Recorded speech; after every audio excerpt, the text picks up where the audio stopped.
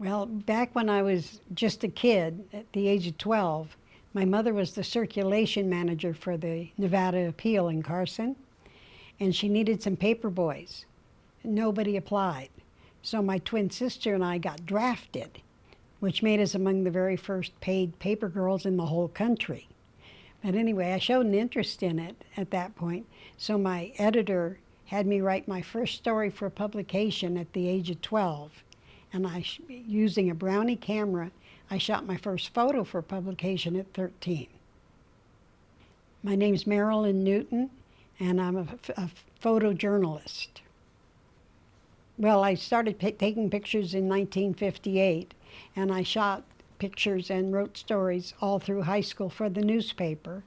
And then after graduation, I went over to the University of Nevada, and I went through one summer semester. And at the end of it, I was going to go back to work at the Appeal and save some money and go back to school. But then I found out that they had an opening at the Reno Evening Gazette, so I went down to apply, and I was interviewed by the publisher, of all things. But by the time I got back to my furnished room, which was only a couple of miles away, I had the job. And that started it, and then I worked there for 52 years. Never did get back to school, though. My father was a cop in Carson, so when I came over here, the first thing he did was come over and introduce me to the Reno and Sparks police chiefs and the Washoe County sheriff. And they just embraced me and said, "She's ours." So that just started it. And being friends with the cops really helped me, because then they trusted me. And that really made a lot of difference to me, having that kind of support. But I just loved what I was doing. You know, I did things that some of the guys didn't even want to do. In other words, blood and guts. I went out on everything. Fortunately, my father was showing me pictures from the time I was about 10, you know, because he said, "That's a part of life, so you might as well get used to it." So I did. He showed us pictures. So then when I was out there, I was already used to seeing stuff like that. So it made it a lot easier for me. I was totally enthused, because I'd been there already for 14 years.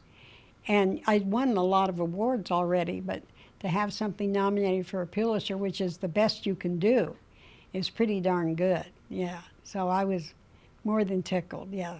So it's probably my favorite all-time photograph for that reason, if nothing else. April 15th, 1977. And I was listening to the police scanner at the newspaper, and it mentioned there'd been a shooting and over on Ryland Avenue. Well, I thought they said Ralston, and at that point the newspaper was at 2nd and Ralston. So I was driving up Ralston when they said Ryland, so I turned down 5th Street, and had just turned onto Sierra Street when my police scanner in my car came over, and they said that they had the suspect going westbound on 5th from Sierra. So I pulled through a little alleyway and got right behind the cops.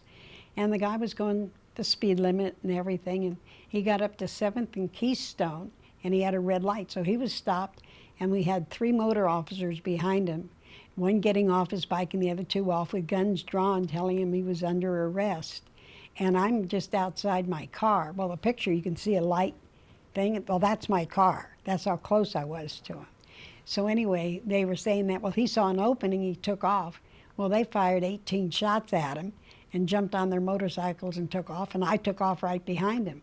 Well, we ended up on Wyoming Avenue, and speeds then were in excess of 60 miles an hour. But anyway, I looked in my rearview mirror, and here comes a cop car with his red lights and stuff on. So, of course, as a good person, I pulled over. He drove past me and motioned me to follow him. So I did. So I was still driving 60 miles an hour. But anyway, the guy that did it, he pulled into his driveway. So he pulled into his driveway like this. The cop car pulled here, and then the 3 motor officers and me, and he got out of his truck, and he fired at this officer, who told me afterwards that that gun barrel looked that big. But he fell backwards, so he wasn't hit. And meanwhile, these 3 officers, who, by the way, they were carrying revolvers, so at 60 miles an hour, they were reloading their weapons. So they opened up on him again and wounded him. He was using his truck as cover. And they took him into custody, and I was able to get photos of that too. But, so that was neat. Galaxy airplane crash. And I was sound asleep when my scanner went off and said that we had a wreck on South Virginia Street. So I drove out there, and I got there before anybody else. But I was able to get some really good photos, really good photos. And of course, then it's again working with the police and the fire agencies and stuff. So that one's really touching. We were using 2 1/4 cameras, and so like a Mamiya or whatever. And then when they went strictly to 35 millimeter, the newspaper did Nikon. And the reason why I've always stuck with Nikon, because back in the day, it was all manual focus. Well, Nikon focused this way, for instance, and Canon focused this way. Well, when you're on a news event or fire or something, you don't need to be wondering which way to focus to get it to focus. So I've just always been with Nikon. I used, different Nikons over the era, but I always had 3 cameras on my shoulders. One was with a wide angle, the other with like a 70 to 200 zoom, and then another camera with a 300. I can't remember what year it was, but the newspaper decided to go digital. And so we switched to digital, so we didn't have a choice. We had to go digital to make it easy on everybody. And it was a challenge. You had to learn something new, which is always good anyway.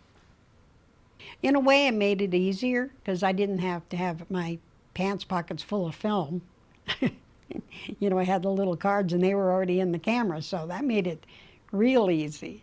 And go back and instead of having to be in a dark room processing film, I could put these little discs in my computer and work on the photos that way. Now I've been using, after packing 3 cameras all the time, which weighed about 4 tons, by the way, now I'm packing a Nikon 7500 with an 18 millimeter to 300 millimeter zoom. And it's really lightweight, but it does everything the other 3 cameras did. Makes it a lot easier. I've been a customer of Action Camera since they first opened. Because they're good, they know what they're doing, and they help me out a lot. So yeah, I definitely like going to them, definitely. No, I think, people use the big box stores and such, but I think having a what we call a local camera place, I think is really important to the locals, that they can go down and talk to somebody and feel like they're getting good information from them. I was very fortunate. I did it all, yeah, and I'm glad I got a chance to do it all. I've known other photographers that are simply sports photographers, for instance, and I was just glad I got all of it. I mean, I did feature shots, just of kids and stuff and different things. So I did a little bit of everything.